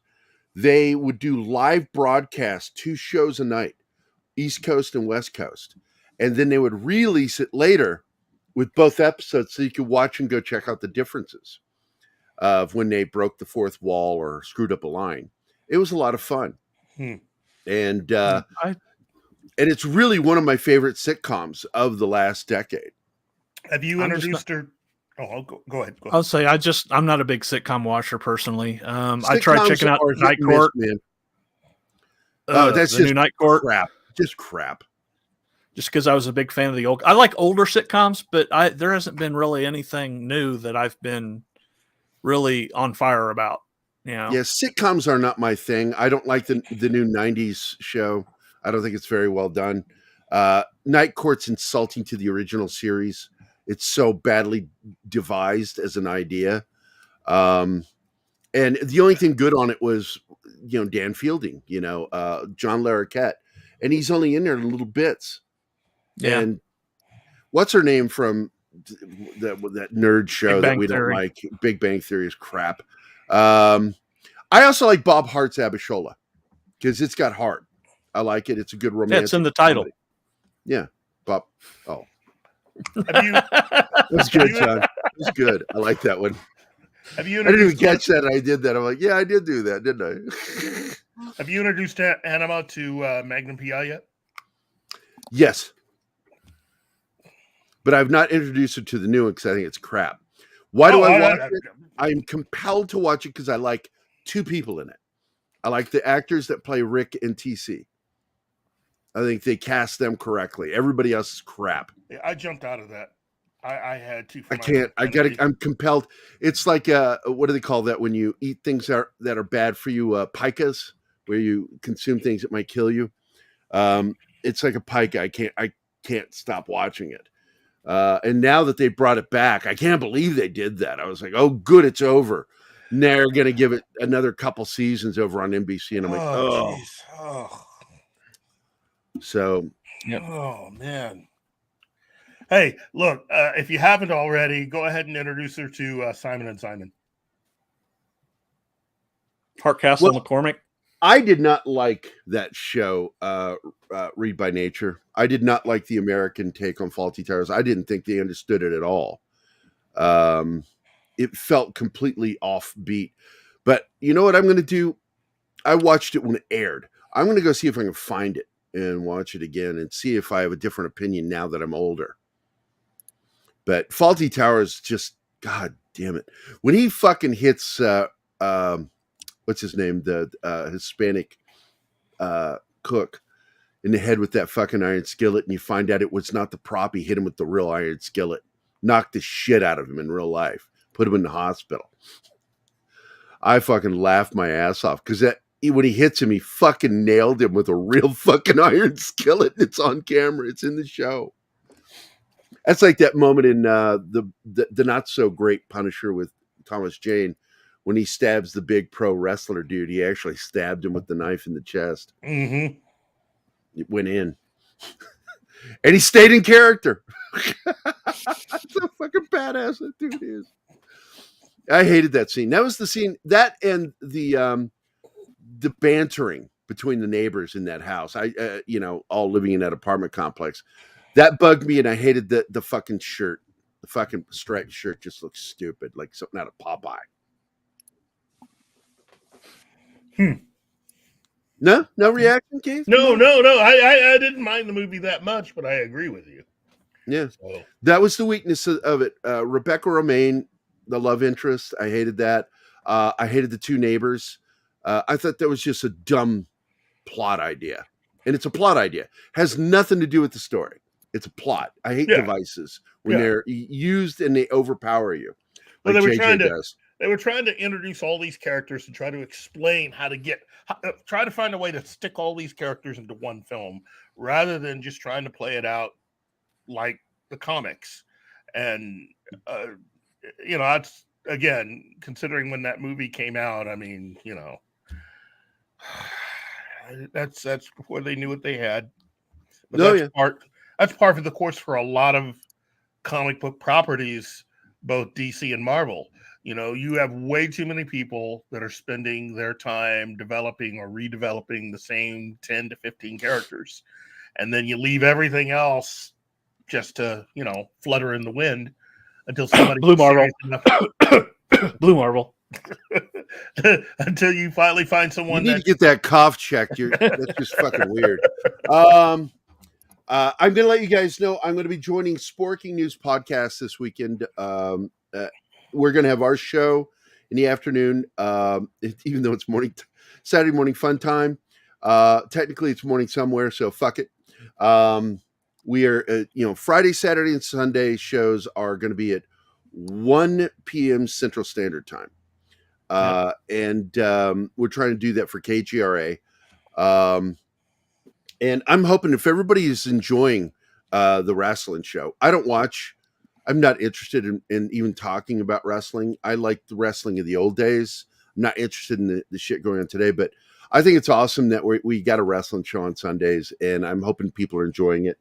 But I will be also, after we do our show on Saturday evening, I'm going to be joining Sporking News podcast. Cool. So to hang out with those guys. You know what? I think you and I should also work to try to be less gay. Openly gay? Oh, closeted gay. Sorry. I like it when I leave you with like, what? Where are we going? What? Come on, man. Come on, man. Yeah, come on, man. Rebecca Romaine's best role was Mystique. I agree. I liked her as Mystique. No, I think you and I should actually try to be together for one of the shows. We need to start doing a show in the same studio. It'll be nice It's difficult because of commitments, family, and other things. But the wee lands of Scotland. I think you and I should at least try to do a show, not only from where you are, but actually go to one of our local businesses here and do a show from there. Well, like we did, like 1984, I enjoyed it when we did that. We talked to those people about doing it from that restaurant, but we never did it. But we did broadcast from 1984 arcade. And that was fun. But the problem is we got to make sure that wherever we go, we have really good connection. That's essential. If you guys do a 1984 show, I might come down for that one. Well, how about this one? How about doing it in 1984 in Branson, which has a lot more room? Have you ever been to that one? I've not been there. No. It's all one floor. They have a nice selection of games. But I like that Ghostbusters room we did it in. We can do that. I'm not saying we can't, but I mean they actually have another location, although it's all the way down in Branson, and I like that location too. Well, you know, the important question is, do they have an Addams Family pinball at the Branson location? they may. Because you know that'll get me. Oh, is that all it'll take? Sure, okay. Yeah, I'll drive 2.5 hours. Come down and play some Adam Family's pinball. Yeah, be on the show. We ought to do that. We ought to just contact them and say, hey, we're all in if you want to let us invade your property for about 2 hours. And there's a nice comic book shop next door. Who Cool. They also have a place here in this town. So Comic Force. You need your comics. Comic Force. 2 locations in Branson and here. So yeah, I noticed there's a lot of businesses in Springfield that also have a Branson location. I you think know that's what? kind of cool. It is. It's really nice, and I like the selection in both stores, and gotta really step up and help promote a lot of local businesses. So those of you out there within the sound of my voice, support your local geek and nerd businesses. Books, RPGs, video games, movies. Sadly, RPGs aren't big here right now. At least, because the stores really don't carry it anymore. It's all about Magic and Pokemon. Yeah. And board games. So board games are cool. That. Yeah, at least there's that. And Moon City Con is coming up, so I want a big shout out to those people because at the big board game convention coming up. So when is that? It's a couple weeks from now. Is it? Mooncity.com, I'll check it out. This is for everybody in the audience. Oh. Who's the pitcher? Who's the catcher? I miss those guys. I miss those guys a lot. Again, just like with Venture Brothers, we need more Ren and Stimpy. When I was a paramedic up in Washington, my partner and I were big fans of that show. And we were on break at the station house, and guy walks in and just completely deflates the moment and goes, well, Newsweek just did an article on that they're latently homosexual, Ren and Stimpy. Because he and I were doing the Ren and Stimpy voices. And everybody was in the fucking station house, and we were just sitting there, and it got really quiet. And then he reaches over, and he puts his hand on my hand, he goes, I guess we know where this is going then. Wow.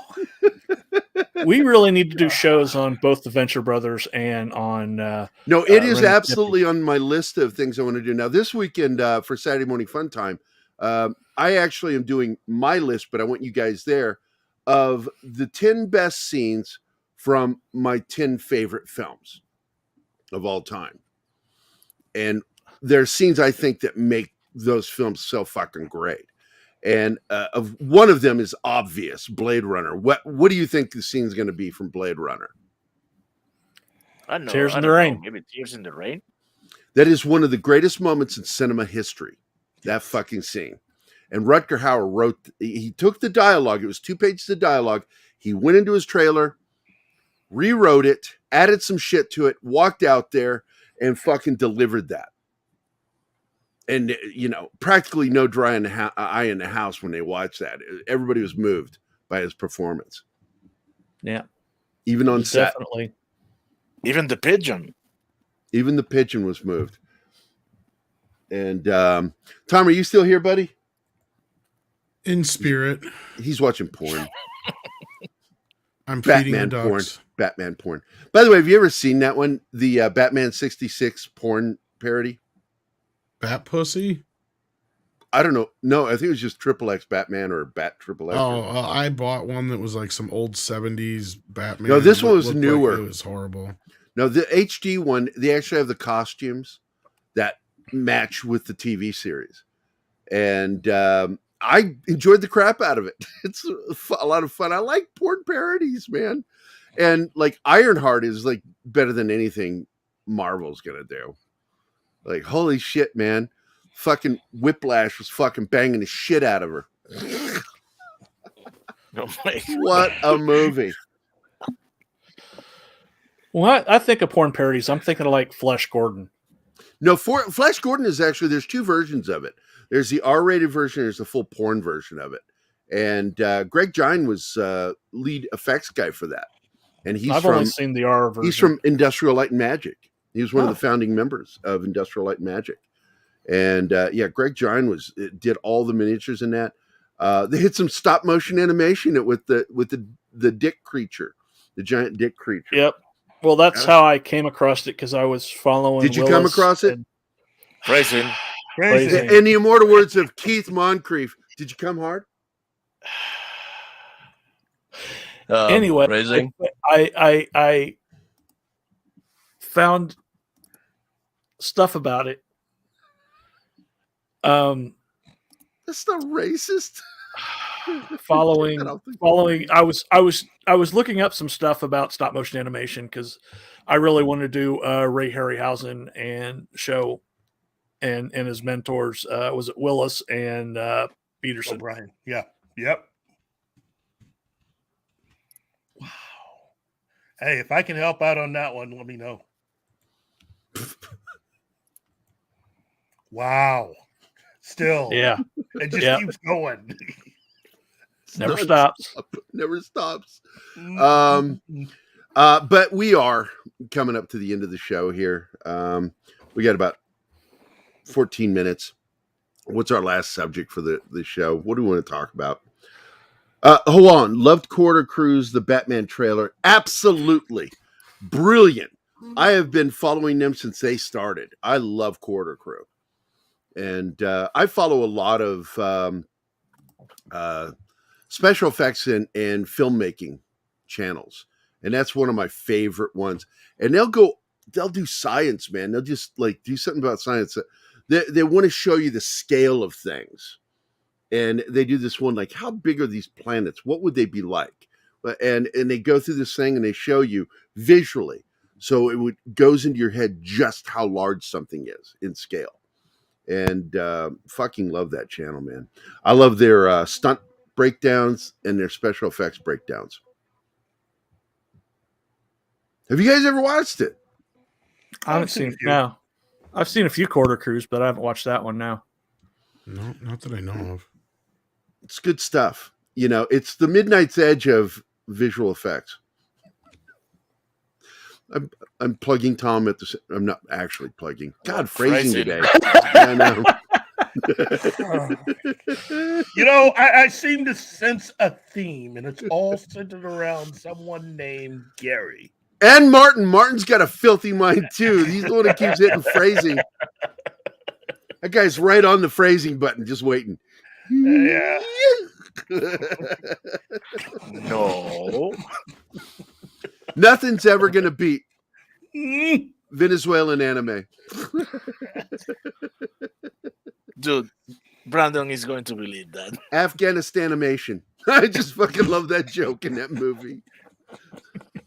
No, I was just reading about an interview about Kevin Feige gave, where he admits and claims the main lesson that the company has learned is to entertain audience at every turn. So if you don't, their social indoctrination efforts will fail. Well, he didn't call it social indoctrination, but you know that's what it is. Yeah, I'm sure Vicky liked that part of it. It's like, oh yes. Icky Vicky. The company's action over recent years indicate they are much more interested in pushing their social doctrine efforts and antagonizing audience rather than entertaining. This was not what he said. That was just exposition from the article writer. This is on Bounding into Comics. Bomb, is that you in the chat? I think that's Bomb Massiano. He's going Adrian Phillip, but I think that's Bomb. That's Mikey Sutton's manager. And a long friend of mine. We've been friends for a long time. Who probably didn't want to be outed if he had a completely different handle, but I dox him. I'll dox him. Yeah, he everybody. You make a mistake of fucking being a friend of mine. Right, John? Yep. Right, John? John? Yep. John? Yep. Fortunately, that name is rather common. So who was it I made fun of for like It's not Dork Night. It was somebody. Oh, it was T-shirt. T-shirt is like, hey man, I'd appreciate if you didn't dox me. I said, your fucking Twitter handle is your fucking name. He finally changed it. I'm like, there you go. Fucking get after me. Yeah, and I doxed myself for the KGRA bio. So, yep. Everything's been turned in, but man, he was asking me for like banners yesterday. I'm like, what the fuck are banners? I came from marketing background, so banners have a different meaning than what they are calling them. He's talking about thumbnails. And I come from web design. Banner's the thing at the top. What are you talking about? It's Bob Messiano. He's my Yeah, let me tell you about this prick. Okay, so Bob is like messaging me, hey man, you need to check out this guy, Mikey Sutton. Really accurate with his scoops, man. Comes from a background in publishing. I'm like, okay, I'll check it out. Keith, you remember this shit. And because Bob and I were friends. We were old friends. And so I fucking check him out. I'm like, yeah, this shit's cool. Then I find out he's his manager. I'm like, you dick. Lied to me. To get me to check out Mikey Sutton. David or Bruce Banner. It's actually in the comics they changed it to Bruce David Banner, right? Yeah. Didn't they after the show? Yeah. So both. I take both. I like the show. I like the TV show. Have you seen the trailer for M. Night Shyamalan's new movie, Knock at the Cabin? Yeah. Fuck yeah. Yeah. This is the rule. I swear to God, if he fucking does the thing he always fucking does, this is what you think you saw in the very last moments of the movie, but this is what's really happening. I will never fucking watch anything he makes again. Okay. Also, he owes us for that last fucking movie. The sequel, what? Glass. I was so pissed at that fucking movie. He is treading on something I hold dear, which is disaster Thin Ice. movies. Well, this is an apocalypse film. Yeah. Well, disaster apocalypse. It's all in the same wheelhouse. But yeah, so I was like, I saw a disaster movie. It's M. Night Shyamalan. Disaster movie, M. Night Shyamalan. Okay. And I saw the trailer and I'm all in because I'm all in. Tom, did you see it? Yeah, but it's it didn't really do much for me. The trailer. Really? There was two things. There were two moments in that trailer. I was not engaged until those two moments. And when they occurred on screen, I'm like, you better not fucking do a twist at the end. I swear to God. I'm so tired of him using the Rod Serling endings. He's going to do a twist, dude. He's going to do the twist. Come on, baby. I'm fucking done with him, man. He's going to because he did a really good film, the visiting grandma and grandpa movie that he did out of pocket. Yeah. I like that fucking movie. And then he did Glass, and I'm like, oh, go fuck yourself, you prick. I was so looking forward to Glass ending better. Drowned in a puddle. Yep. Sometimes watching a fucking M. Night Shyamalan movie is less fun than masturbating with a cheese grater. Remember when he actually made good movies? I loved Sixth Sense, and I really enjoyed Unbreakable. I loved Unbreakable. I love Signs. Signs was good too. I did. That scene when Joaquin's in the closet watching that fucking video. Kids, get out of the way. He's talking to the TV. Get out of the way. And then he like loses his shit when he sees that creature. I enjoyed the crap out of it. I did. And I don't mind that he does allegorical storytelling. I really don't. Yeah. My problem is I'm tired of the ending. Burger Lex is the one that stimulates his prostate. Fucking Munchausen. Yeah, Bomb, I got to tell you, man, it did a number on a lot of people. He absolutely, I refer to that as That's like being a snake oil salesman, what he did with Glass. This is what I'm going to do, and then doesn't fucking do it. And it's like, okay, go fuck yourself. I'm done. Well, I like Glass. What's the link for, 6? Here. What is it Need for? radio. Oh, yeah. After we get out of here, guys, we're going to end here in about 3.5 minutes, 4 minutes. Head over to Mead, man. Yeah, we're going to go there anyway. I mean, every single person that watches this show watches you, Tom. You know that, right? I recognize some of the folks in the chat. I think what's funny is, like, I was talking to Tom one day and I said, I don't want our shows to overlap. And Tom goes, well, I'm not worried about people leaving our show to watch yours. I said, that's not what I'm talking about. It's the people that'll leave watching us to go watch you, and then we have nobody. That's not exactly how that conversation went, but it was similar. It just slays me. Because you really, you like, I tell people all the time, man, you don't know Tom until you become friends with him, because he's really one of the most giving people. And you've always been so kind to us. Wait, 6, you got an OnlyFans? What? No, I'm in. No. Yeah, so 6, I'm going live in a few for a fee. What? Hang on, let me go get my credit card. And we have hit the end of the show. No, we still have 4 minutes. Well, then stop playing the music. It's really fucking loud. But it's good, though. I like it. Who wrote that?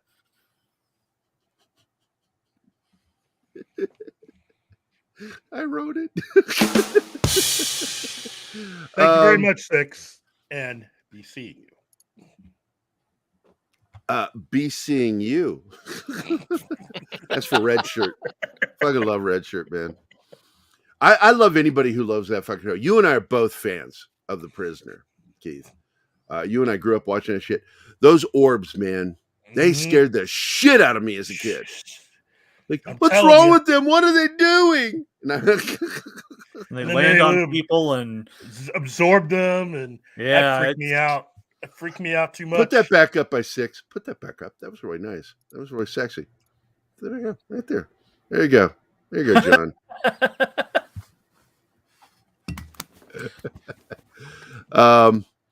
But we'll go ahead and wrap this show up because Tom's got to go do his thing. Tom, thanks again, man. I appreciate it. Yeah, I got up early for you. You should. Yeah. And I got up early because Tuesday's my sleeping in day. I get to sleep till like 11 o'clock, and I was up because of Brandon. But I thought Brandon was going to be a 2-hour show. It ended up just being an hour. So I'm like, oh, crap. I could have joined you guys early. But nah. Anyway, Mighty Orbots. I want to thank everybody. Let me get in here. Let's see. Oh, Brandon the Anime Guy, Destiny Captain, Read by Nature, Black Pilled. Dude, that's half the list. I don't have the full list. Who has the full list? I do. All right. Somebody D. read Bud the full Martin, list. Penny, War Monkey, Monkey Jeebus, Deleted Scenes, The Lovely Sherry, Shawnee Step, monkeys. Judge Dredd, 6, Anima Confusa, Kitty Bear, Dr. Shadow Dragon, Ram Bam 3000, Dragon Bricks, Jordy Lyons, Zachariah 315. We had a House of Dragons. The anime guy. See, I did it too. Destiny's Captain, Read by Nature, Black Pill, Timon Flip, FLP, FTP, Flip. I got it up for you, Gary. Willie the Monkey King's Music, Alex Moore, Scribelight, Marcos A, Cavatino Cavalryman. It's actually Shea, Marcus from Twitter. CobraCon 007, Bill Barkley, Zax, Darius Munchausen, Duck Nation, Thunderduck. Got a House of Ducks too. Yeah. Notsky, Bryant Barth. Sorry. Mighty Orbots, Pope Metallicus, Decepticons Caves of Comics and Toys, Adrian Philip Meccano, Peter Vickman Fan Site, and that last one is not a name. So I want to thank Tom for sitting in here today. I appreciate it, Tom, a lot. Keith, cool that you dropped in, buddy. Appreciate it. What's up for the show today, by the way, Tom, on Mead Radio?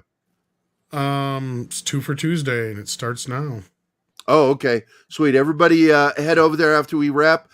Martin, thanks, buddy, for being the right side of my brain, and Tom's too today. And John? No, I just said your name. That's it. I love you, buddy. I want to thank everybody for being at 6. Thank you for being so awesome. I wish you jumped on with us. Cavatino Cavermanche, of course. Fuel up. I already did. I'm running. I'm fucking high as shit right now on energy. I've got pure energy. I'm like that song, Pure Energy. Do, do, do, do, do. Pure energy. Do. Anyway, you know, I'm having chest pains. Is that normal? Is that normal? Left side of my left arm hurts. Is that normal? I want to thank everybody for being here. Thanks, guys. Appreciate it. Thank you, Tom, again for doing this. Chris will be back next week. At least, to my understanding. But yeah, that's it. Arrivederci, America!